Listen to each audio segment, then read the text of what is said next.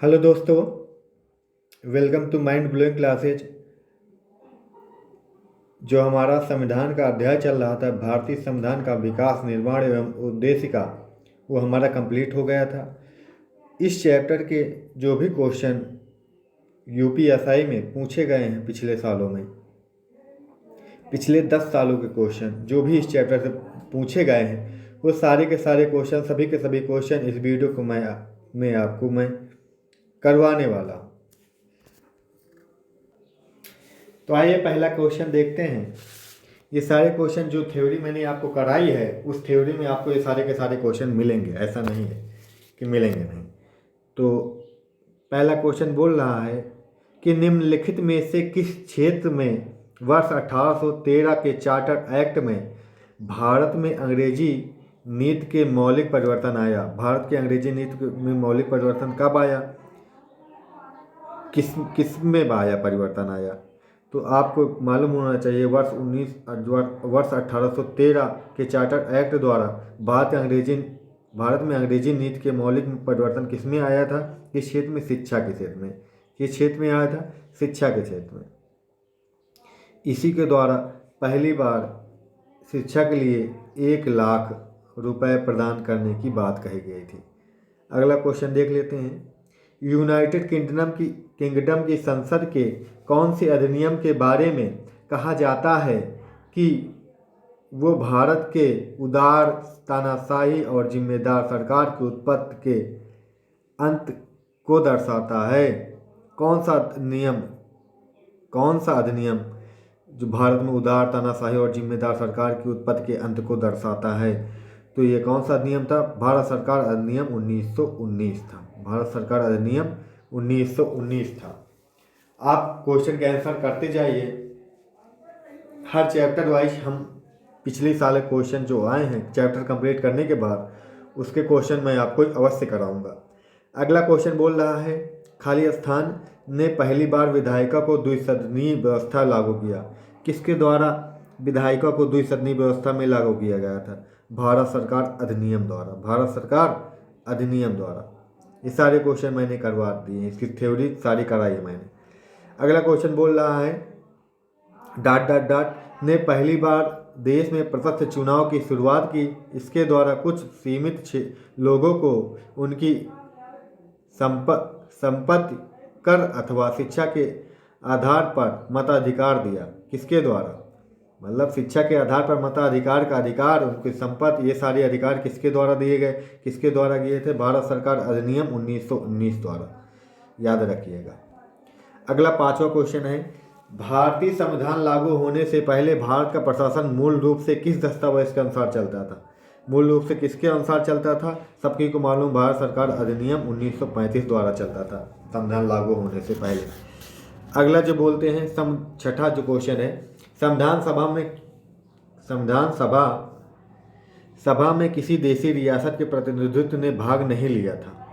कहाँ के प्रतिनिधित्व ने भाग नहीं लिया था? हम सभी को मैंने कराया था, हैदराबाद की देशी रियासत ने संविधान सभा में भाग नहीं लिया था।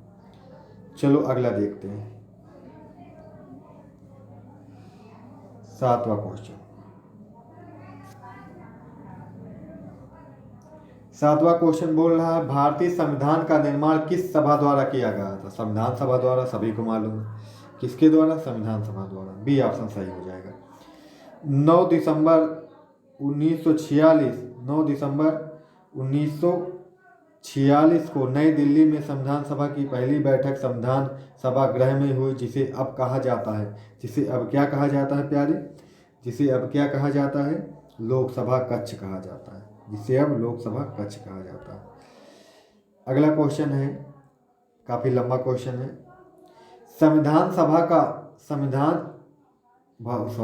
भारत का संविधान सभा द्वारा प्रारूपित किया गया था और 16 मई 1946 को कैबिनेट मिशन प्लान के अंतर्गत इसे कार्यान्वित किया गया। संविधान सभा के सदस्यों का चयन प्रादेशिक असेंबलियों द्वारा अनुपातिक प्रतिनिधित्व प्रणाली के एकल हस्तांतरणीय मत द्वारा किया गया था। उस समय संविधान सभा के कुल सदस्यों की संख्या कितनी थी? कुल सदस्यों की संख्या कितनी थी उस टाइम? 389, इतने ही तो सदस्य को टोटल गए थे। बाद में जो तो पाकिस्तान का विभाजन हुआ तो तब सदस्यों की संख्या घट गई थी। ठीक है, सारी थ्योरी मैंने आपको कराई है। अगला बोल रहा है संविधान सभा का अंतिम सत्र कब आयोजित किया गया था। संविधान सभा का अंतिम सत्र कब आयोजित किया? 24 जनवरी 1950 को। 24 जनवरी 1950 को। संविधान सभा को किस दिन अंगीकृत अधिनियम और आतर्पित किया गया था?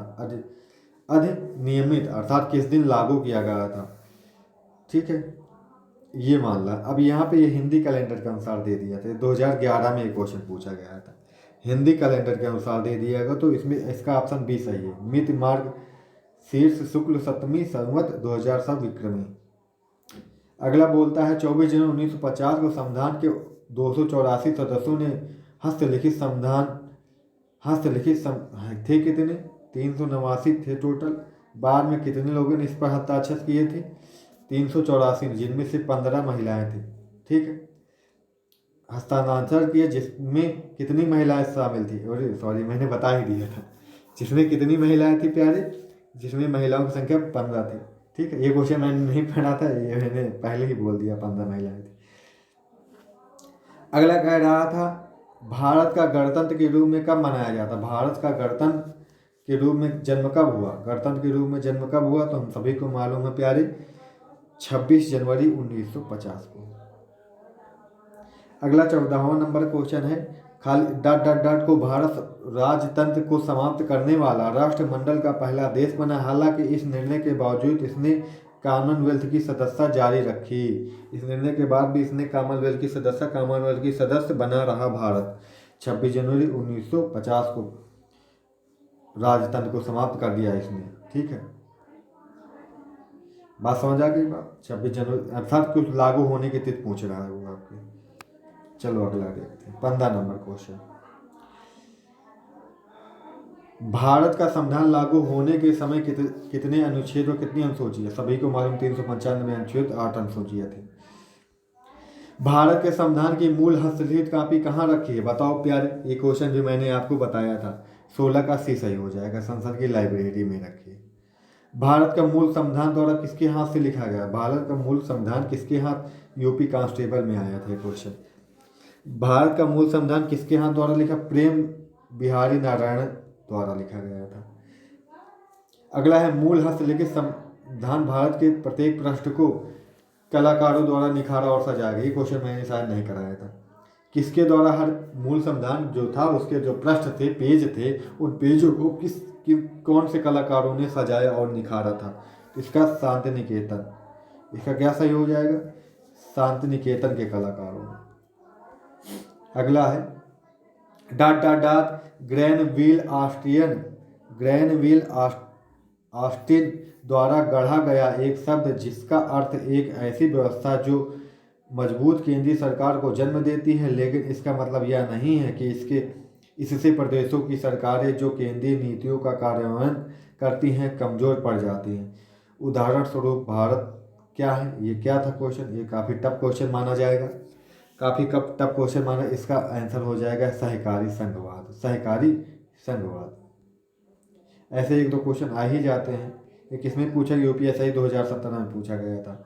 भारत का संविधान सभा की संघ शक्ति समिति के अध्यक्ष कौन थे? संघ शक्ति समिति के अध्यक्ष कौन थे प्यारे? ये हम सभी को मालूम होना चाहिए, जवाहरलाल नेहरू जी थे। ठीक है, भारतीय संविधान में कानून बनाने की निर्धारित प्रक्रिया काफ़ी हद तक डॉट डॉट डॉट के संविधान द्वारा प्रभावित। कानून बनाने की प्रक्रिया किसके द्वारा प्रभावित हुई है? काफ़ी हद तक जापान के संविधान द्वारा। भारत के संविधान में के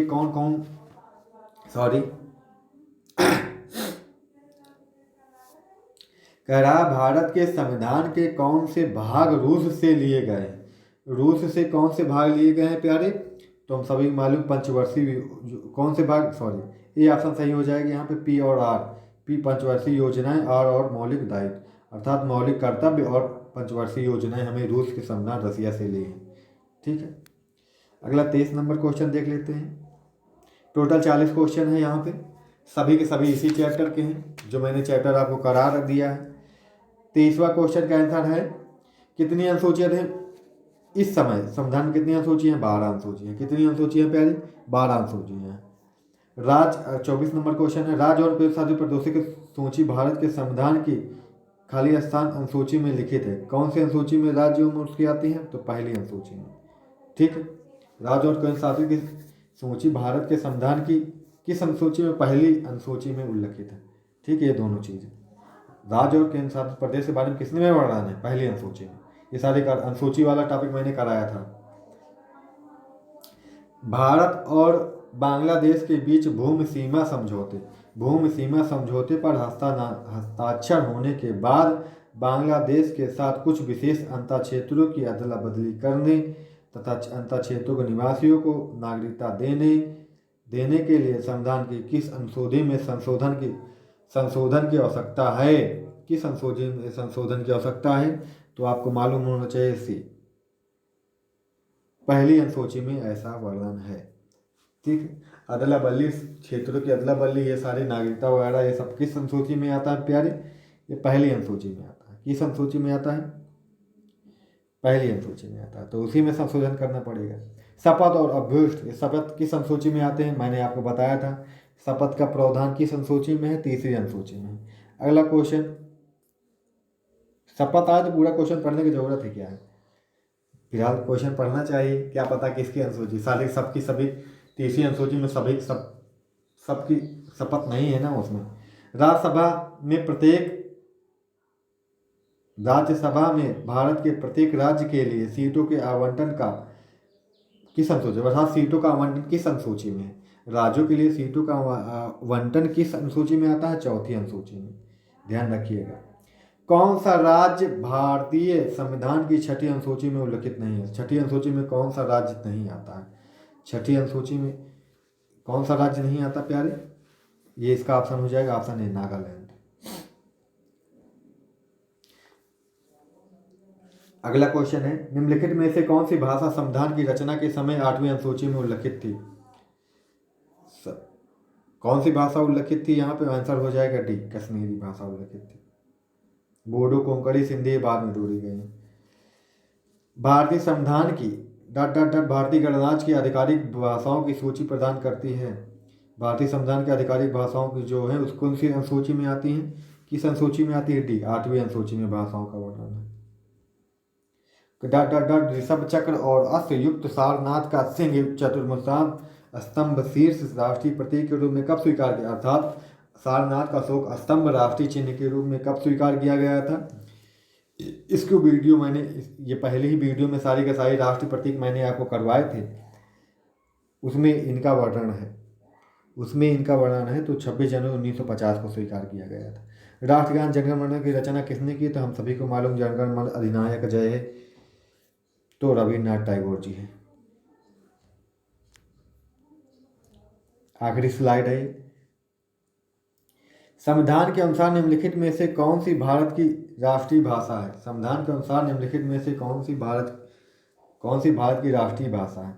भारत की राष्ट्रीय भाषा कौन सी प्यारे? बताओ, आपको आंसर दो। सही जवाब दे रहे हो? ए ऑप्शन सही। भारत की कोई राष्ट्रीय भाषा नहीं, हमने बताया था आपको। निम्नलिखित में कौन भारत के संविधान के बारे में सही है? कौन सा कथन भारत के संविधान के बारे में सही है? तो केवल यहाँ पे यह पूरे पढ़ लेते हैं। यह दुनिया के किसी संप्रभुत्व देश की सबसे लंबा लिखित संविधान, ये बात तो सही है। संसद संविधान को निरस्त कर सकती है, ऐसा नहीं है। संसद संविधान को कैसे निरस्त कर सकती है? इतना अधिकार नहीं है। यह संवैधानिक सर्वोच्चता प्रदान करता है, संवैधानिक सर्वोच्चता नहीं, ये भी गलत है। पहला सही है। निम्नलिखित में किसे संविधान के कुंजी की संख्या की है? संविधान की कुंजी किसे कहा जाता है प्यारे? तो सी नंबर, उद्देशिका को कहा जाता है। व्यवस्थित सामाजिक रचना का संकेत है। व्यवस्थित सामाजिक संरचना का संकेत कौन है? उद्देश्यों एवं विचारों में समानता। निम्नलिखित में से कौन सी वस्तुपरक संकल्प में अव्यक्त मौलिक प्रतिबद्धताओं की वह सूची है जिसे हमारे संविधान में स्थान दिया गया है? समानता, स्वतंत्रता, भ्रातृत्व, लोकतंत्र एवं संप्रभुता, ये सारे। ठीक है, समानता को दिया गया है, स्वतंत्रता को दिया गया है, लोकतंत्र को दिया गया है, समतावाद को नहीं दिया गया। इसमें ये गड़बड़ हो जाएगा। इसमें समाज मौलिक प्रावधानों की बात सोची, इसमें कौन सा ये नहीं दिया गया है, इसमें ये नहीं दिया गया है, बाकी इसमें सारे दिए गए हैं। किस वर्ष शब्द समाजवाद, धर्मनिरपेक्षता, एकता और अखंडता जोड़े गए? ये संविधान संशोधन द्वारा प्रस्तावना, हमारी भारत की प्रस्तावना में ये शब्द जोड़े गए, समाजवाद, धर्मनिरपेक्षता, एकता और अखंडता। ये किस वर्ष जोड़े गए थे संविधान में? ये किस वर्ष जोड़े गए थे प्यारे? 1976 में। भारत एक क्या है? हिंदू राष्ट्र है, हिंदू मुस्लिम राष्ट्र, धर्मनिरपेक्ष राष्ट्र है, हम सभी को मालूम होना चाहिए। धर्मनिरपेक्षता का क्या अर्थ है? धर्मनिरपेक्षता का क्या अर्थ है? धर्मनिरपेक्षता का अर्थ है भारत सरकार द्वारा किसी धर्म को स्वीकार नहीं करना, अर्थात हमारी सरकार का, हमारे देश का कोई धर्म नहीं है। आशा करते हैं क्वेश्चन आपको पसंद आए हो। क्वेश्चन पसंद आए हैं तो वीडियो को लाइक कीजिएगा, चाहे कमेंट कीजिएगा कैसा लगा है, और चैनल को सब्सक्राइब करना मत भूलिएगा। चैप्टर वाइज मैं आपको वैसे कराऊंगा, हर एक चैप्टर के क्वेश्चन कराऊंगा, आपकी मैं पूरी तरह से प्रैक्टिस करवाने की कोशिश करूंगा। वीडियो देखने के लिए बहुत बहुत धन्यवाद, भरोसा जताने के लिए बहुत बहुत धन्यवाद। चैनल सब्सक्राइब करिए, वीडियो को शेयर कीजिएगा। मिलते हैं अगली वीडियो में। Thank you so much.